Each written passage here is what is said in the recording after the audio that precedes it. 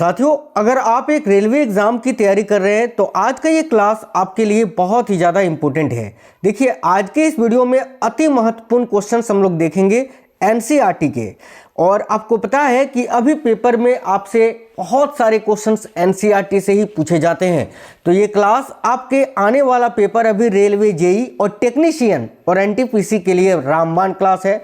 इसके अलावा अगर आप रेलवे के किसी भी एग्जाम्स की तैयारी कर रहे हो, जैसे कि अभी ग्रुप डी का आपका वैकेंसी आने वाला है, ग्रुप डी, इसके अलावा जेई, टेक्नीशियन, एनटीपीसी, इन सभी एग्जाम्स के लिए बहुत ही इंपॉर्टेंट रामबाण क्लास होने वाला है। इसमें मैंने मिक्स क्वेश्चंस लिया है और बहुत ही सिलेक्टेड क्वेश्चंस लिया है। यकीन मानिए दोस्तों, आज का ये क्लास अगर आप कंप्लीट देते हैं तो लिख के ले लो आप, क्वेश्चंस आपको आपके पेपर में जरूर देखने के मिलेंगे। चलिए तो बिना देरी के हुए शुरू करेंगे आज की इस क्लास को। नमस्कार साथियों, मेरा नाम है सुभाष राज और स्वागत है आप सभी साथियों का एक्समार्ट स्टडी 2.0 यूट्यूब चैनल पर। पहला क्वेश्चन आज की क्लास का है कि निम्नलिखित में से किसे आणविक सिद्धांत का प्रतिपादित या आणविक सिद्धांत को प्रतिपादित किया था। तो आणविक सिद्धांत को किसने प्रतिपादित किया था, यह आपसे पूछा जा रहा है। यह बहुत ही इंपॉर्टेंट क्वेश्चन है, ध्यान से देखिएगा। देखिए, आणविक सिद्धांत का प्रतिपादन किसने किया था, याद रखना जॉन डाल्टन साहब ने। ऑप्शन नंबर डी करेक्ट आएगा, जॉन डाल्टन। ठीक है, आगे देखिए, अन्न एक समृद्ध स्रोत होते हैं किसके, अन्न जो होता है ये एक समृद्ध स्रोत होते हैं, किसके होते हैं।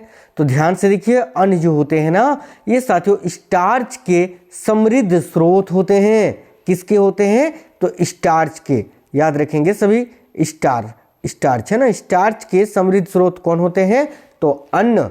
Option number A correct answer है। आगे बढ़ेंगे नेक्स्ट क्वेश्चन की ओर।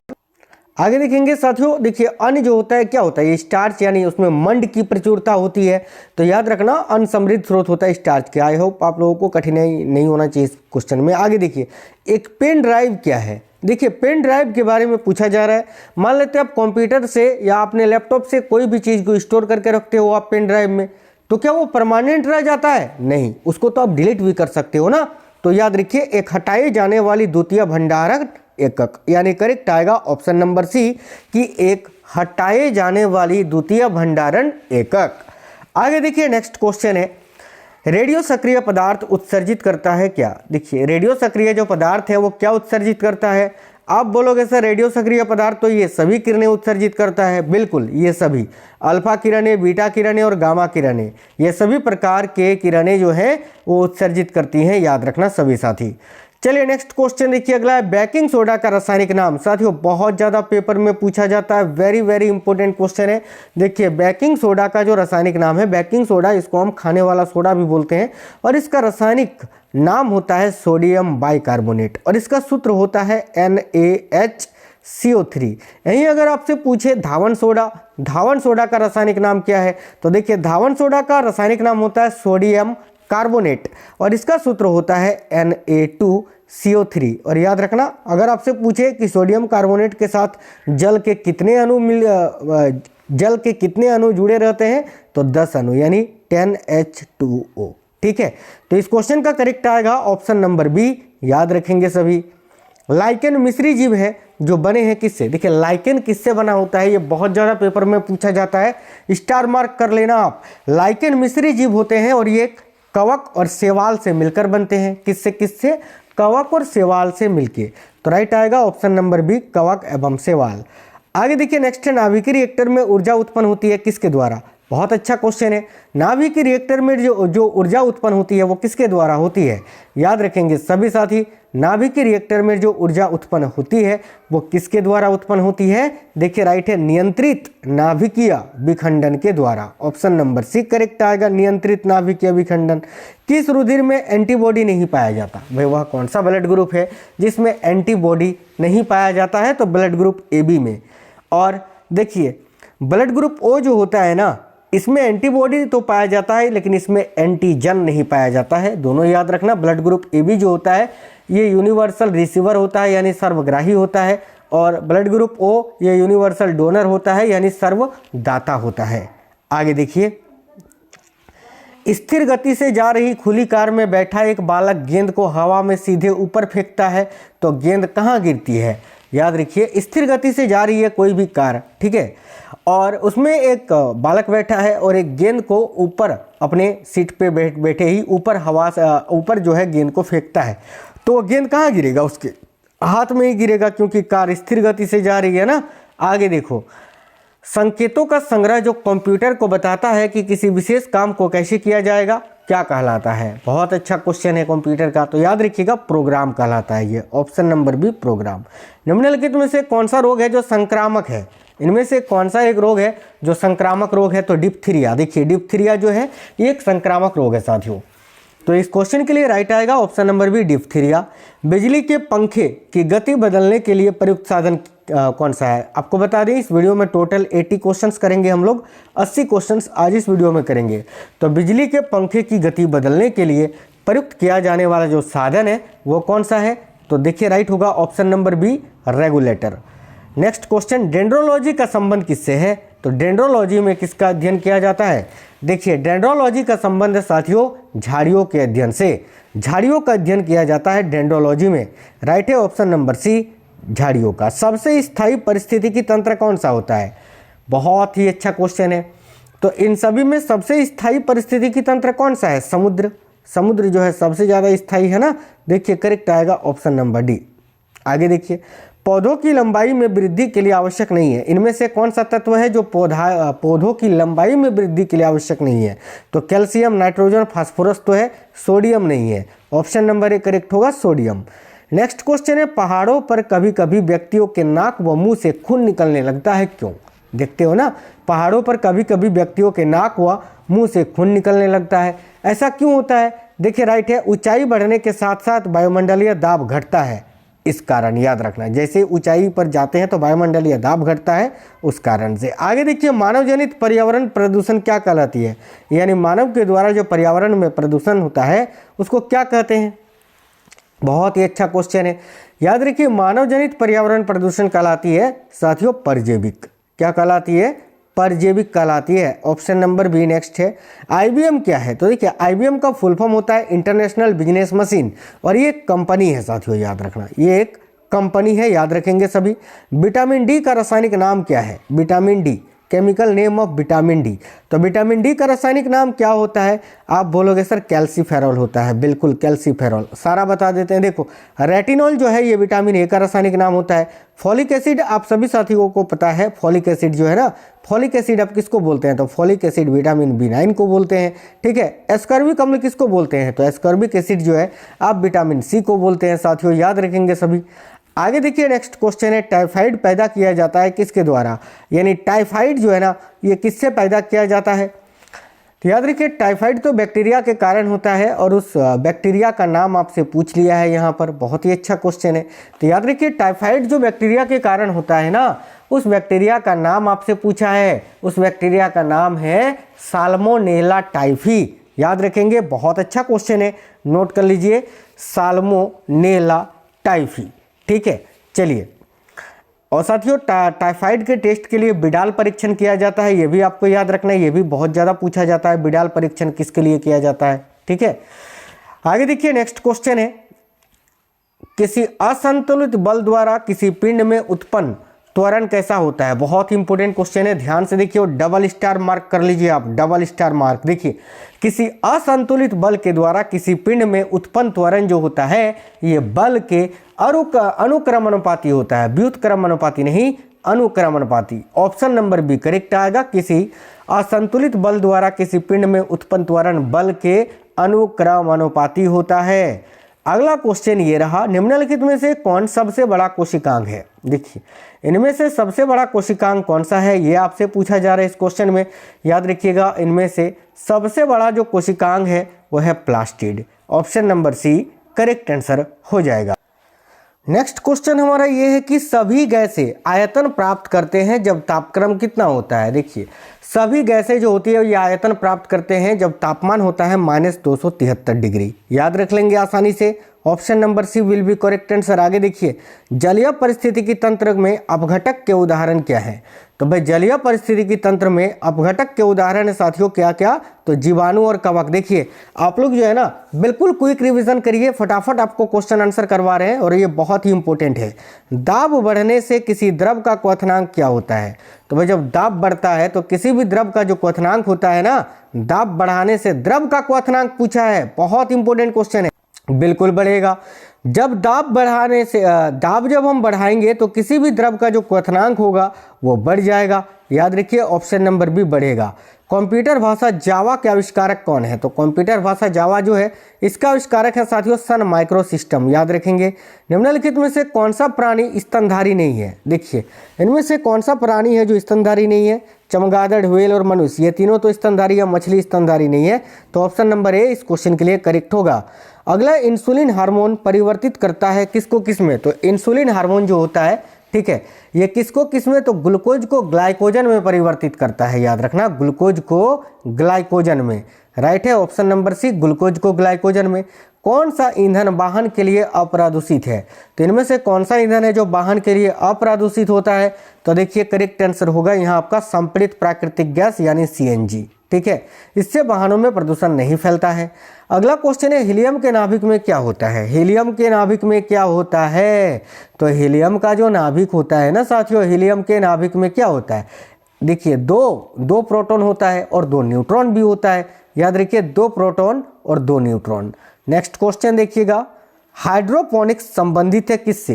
तो हाइड्रोपोनिक्स किसे कहते हैं? तो हाइड्रोपोनिक्स बिना मिट्टी के बिना पौधों की वृद्धि से, यानी जो पौधे बिना मिट्टी के बढ़ते हैं उनको हाइड्रोपोनिक्स कहा जाता है। तो मिट्टी के बिना पौधे की वृद्धि से। नेक्स्ट है एंटीफ्रीज, ये किसका मिश्रण होता है? देखिए एंटीफ्रीज जो है ये साथियों किसका मिश्रण है? तो याद रखिए मिथाइल अल्कोहल और जल का, मिथाइल अल्कोहल और जल का मिश्रण होता है एंटीफ्रीज। असाधारण द्वितीयक वृद्धि पाई जाती है किसमें? तो असाधारण द्वितीयक वृद्धि जो होती है ये ड्रेसिना में पाई जाती है। ऑप्शन नंबर ए ड्रेसिना आपको याद रखना है, पादप है ये।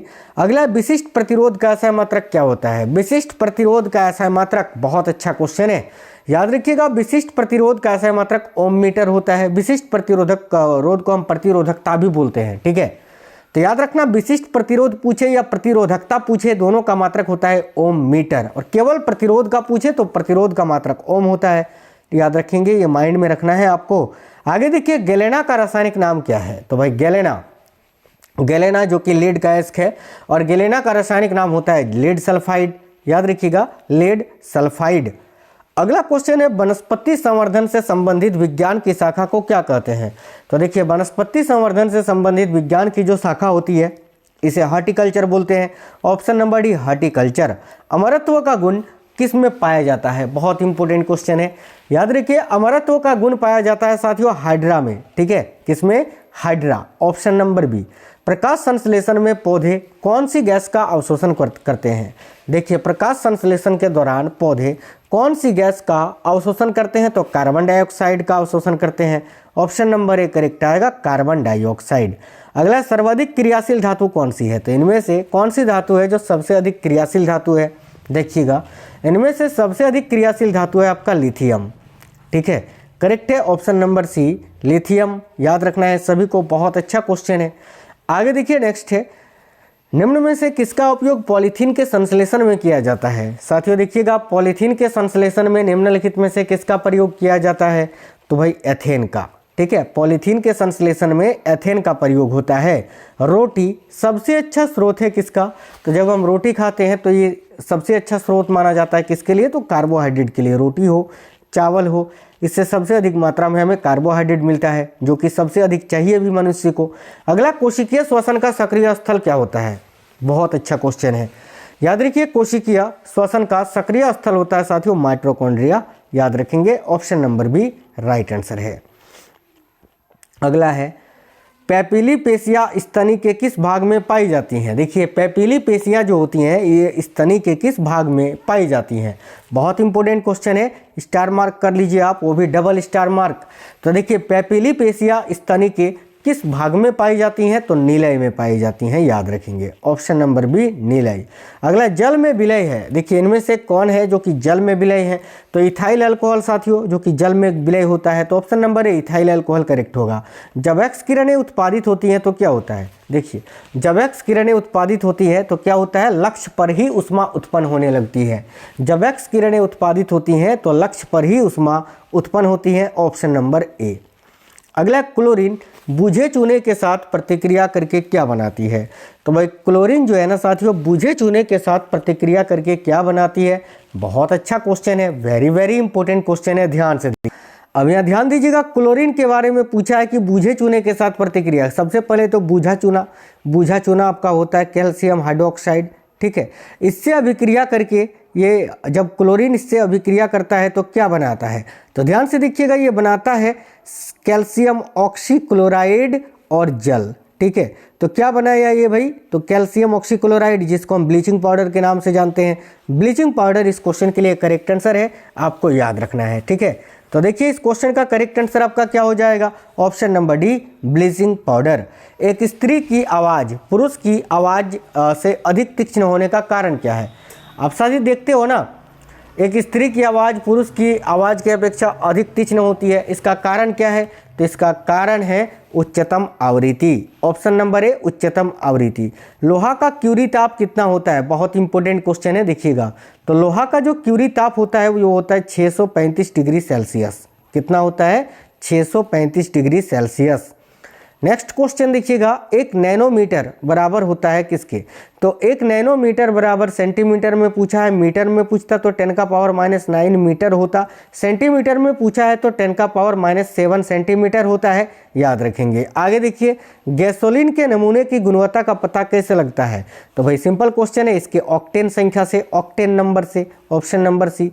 कैप्सूल का आवरण किसका बना होता है? देखिए कैप्सूल जो होता है ना, कैप्सूल का आवरण किसका बना होता है? तो मंड का, यानी स्टार्च का बना होता है। ऑप्शन नंबर डी करेक्ट आएगा। आगे देखिए, ध्वनि के स्रोत व परावर्ती सतह के बीच न्यूनतम कितनी दूरी होनी चाहिए जिससे किसी प्रतिध्वनि स्पष्ट रूप से सुनाई दे सके? तो 17 मीटर। स्पष्ट प्रतिध्वनि के लिए 17 मीटर होता है ना दूरी। आगे देखो नेक्स्ट है, रडार की कार्यप्रणाली निम्न सिद्धांत पर आधारित है। साथियों देखिए बहुत इंपॉर्टेंट क्वेश्चन है, रडार की कार्यप्रणाली किस सिद्धांत पर आधारित होती है? तो रेडियो तरंगों के परावर्तन पर, याद रखेंगे सभी, रेडियो तरंगों के परावर्तन पर। Option number B. परमाणु रिएक्टर क्या है? तो भाई परमाणु रिएक्टर क्या है? ये भारी पानी का तालाब है ना साथियों। ऑप्शन नंबर बी भारी पानी का तालाब। आगे देखिए, विद्युत चुंबकीय तरंग यानी इलेक्ट्रोमैग्नेटिक वेव, इनमें से किसका उदाहरण नहीं है? तो विद्युत चुंबकीय तरंग जो है इनमें से किसका उदाहरण नहीं है, या कौन सा विद्युत चुंबकीय तरंग का उदाहरण नहीं है, ये बताना है। तो परावैगनिक किरणें, रेडियो तरंगे, एक्स किरणें, ये सभी विद्युत चुंबकीय तरंग का उदाहरण है। वायु में जो ध्वनि तरंगे हैं ना साथियों, ये जो है आपका इलेक्ट्रोमैग्नेटिक वेव का उदाहरण नहीं है, यानी विद्युत चुंबकीय तरंग का उदाहरण नहीं है। तो वायु में ध्वनि तरंगे करेक्ट होगा। एड्स का कारण क्या है? देखिए एड्स तो होता है वायरस से, ये आप सभी जानते हैं, लेकिन इसमें होता क्या है? तो इसमें होता यह है कि T4 लिम्फोसाइट्स की कमी हो जाती है बॉडी में। Option number A T4 lymphocytes की कमी। निम्न में से किसके अधपके मांस खाने से फीता कृमि मनुष्य की आंत में पहुंचता है? तो याद रखना, सुअर का जब कोई अधपका मांस खाता है तो फीता कृमि मनुष्य की आंत में पहुंचता है, जो कि काफ़ी जहरीला होता है। टैक्योन से क्या तात्पर्य है? देखिए टैक्योन क्या होता है, याद रखिए, बहुत ही अच्छा क्वेश्चन है। टैक्योन क्या है भाई? तो प्रकाश गति से तीव्र गति वाले कण, ठीक है। प्रकाश की गति से भी तीव्र गति वाले जो कण होते हैं उसको हम टैक्योन बोलते हैं। अगला क्वेश्चन है, लड़का पैदा होगा जब गुणसूत्र क्या होगा? सिंपल क्वेश्चन है, XY, ठीक है। देखिए करेक्ट आंसर होगा ऑप्शन नंबर सी, लड़की के लिए XX, याद रखना। आगे देखिए, प्रकाश सीधे रेखा में चलता प्रतीत होता है, क्यों? भाई प्रकाश जो है सीधे रेखा में चलता प्रतीत होता है क्योंकि प्रकाश का जो तरंगदैर्घ्य होता है ये बहुत छोटा होता है। ऑप्शन नंबर सी, प्रकाश का तरंगदैर्घ्य बहुत छोटा होता है, इसके कारण। फेफड़ों को ढकने वाला आवरण क्या कहलाता है? बहुत इंपॉर्टेंट क्वेश्चन है।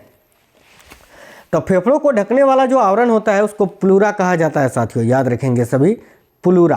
क्या कहा जाता है? प्लूरा।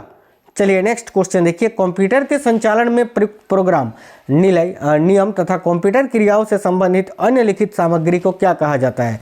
तो कंप्यूटर के संचालन में प्रयुक्त प्रोग्राम, नियम तथा कंप्यूटर क्रियाओं से संबंधित अन्य लिखित सामग्री को क्या कहा जाता है? तो याद रखेंगे सभी, क्या कहा जाता है? तो सॉफ्टवेयर कहा जाता है। नेक्स्ट क्वेश्चन है, पेड़ों की पत्तियों में पाए जाने वाला हरा पदार्थ क्या कहलाता है?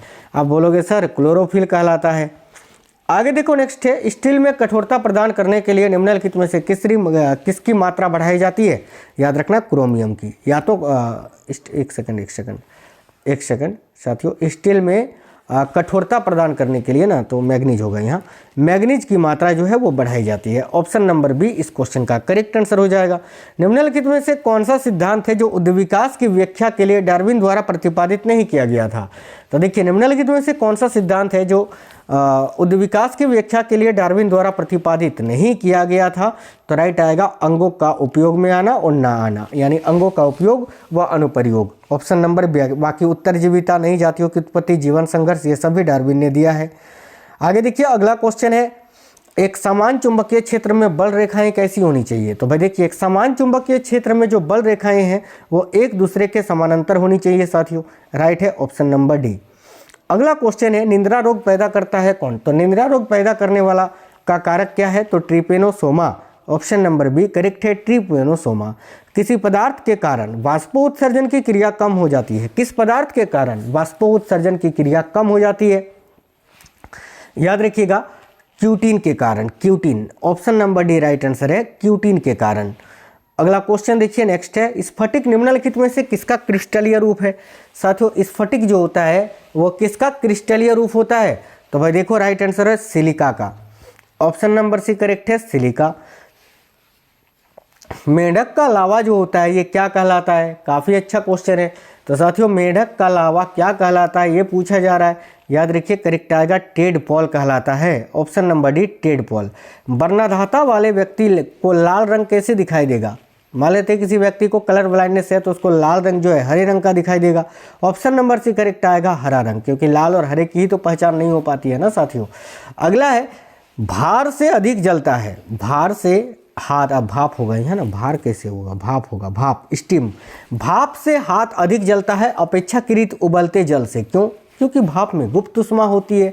ऑप्शन नंबर ए करेक्ट आएगा, भाप में गुप्त ऊष्मा होती है। अगला, इंद्रधनुष का बनना वायुमंडल में वर्तमान जल की बूंदों द्वारा प्रकाश का क्या है? तो भाई देखिए, इंद्रधनुष का बनना वायुमंडल में वर्तमान जल की बूंदों द्वारा प्रकाश का क्या है? तो परिक्षेपण व पुनांतरिक परावर्तन दोनों। राइट है ऑप्शन नंबर डी। देखिए, इंद्रधनुष का बनना वर्तमान जल की बूंदों द्वारा प्रकाश का किसका उदाहरण है? बिल्कुल, पुनांतरिक परावर्तन और परिक्षेपण दोनों। और केवल केवल अगर परिक्षेपण और पुनांतरिक परावर्तन ना दे तो उस स्थिति में हम केवल पुनांतरिक परावर्तन को टिक करेंगे, याद रखना। अगला है, मानव के पाचन तंत्र में पाचन की प्रक्रिया कहाँ से प्रारंभ होती है? बहुत अच्छा क्वेश्चन है। देखिएगा, तो मानव के पाचन तंत्र में पाचन की जो प्रक्रिया है ये मुख्य गुहिका से प्रारंभ होती है। याद रखना, अगर पूछे प्रोटीन का पाचन कहाँ से शुरू होता है तो याद रखिए करेक्ट आएगा आमाशय से। चलिए नेक्स्ट क्वेश्चन देखिएगा, एस्ट्रोजन किसके द्वारा उत्पादित होता है? तो एस्ट्रोजन जो है ये किसके द्वारा उत्पादित होता है? तो याद रखिएगा पुटिका के द्वारा। ऑप्शन नंबर भी करेक्ट आएगा, पुटिका। अब अगला क्वेश्चन देख लेते हैं। नेक्स्ट क्वेश्चन आपका ये रहा, निम्नलिखित में से कौन सी मानव हार्मोन में आयोडीन मिश्रित होती है? तो थायरोक्सिन में होती है ना आयोडीन मिश्रित, तो थायरोक्सिन करेक्ट आएगा। निम्नलिखित में से किस एक प्रकार के जीव में वह घटना पाई जाती है जिसमें मादा मिथुनों उपरांत नर को मार देती है? तो साथियों देखिए करेक्ट आएगा मकड़ी में। ये नकड़ी में जो है ना ये घटना पाई जाती है, मकड़ी में। याद रखना, मकड़ी करेक्ट आंसर होगा। प्रकाश के चिकने पृष्ठ से टकराकर वापस लौटने की घटना को क्या कहते हैं? प्रकाश का परावर्तन। प्रकाश के चिकने पृष्ठ से टकराकर वापस लौटने की जो घटना होती है उसको प्रकाश का परावर्तन बोलते हैं। निम्नलिखित में से रासायनिक यौगिक कौन सा है? तो इनमें से कौन सा रासायनिक यौगिक का उदाहरण है? देखो, यौगिक तो केवल एक ही दिख रहा है यहाँ मुझे, अमोनिया, क्योंकि ये नाइट्रोजन और हाइड्रोजन का यौगिक है साथियों। तो अमोनिया जो है ये रासायनिक यौगिक है। बाकी वायु तो गैसों का मिश्रण है, ऑक्सीजन ये सिंगल होता है और पारा भी सिंगल एलिमेंट है। तो इस क्वेश्चन के लिए करेक्ट आएगा option number C, ammonia. I hope आपको क्लास पसंद आया है। अब आपको ये क्वेश्चंस कैसे लगे थे कमेंट बॉक्स में बताइए, और अभी आपका आने वाला पेपर कौन सा है ये भी आप हमें बता देना। वीडियो को लाइक करना साथियों, इस क्लास को अपने सभी दोस्तों के साथ जरूर शेयर करना, ठीक है। मिलते हैं आपसे नेक्स्ट वीडियो में, तब तक के लिए जय हिंद, वंदे मातरम।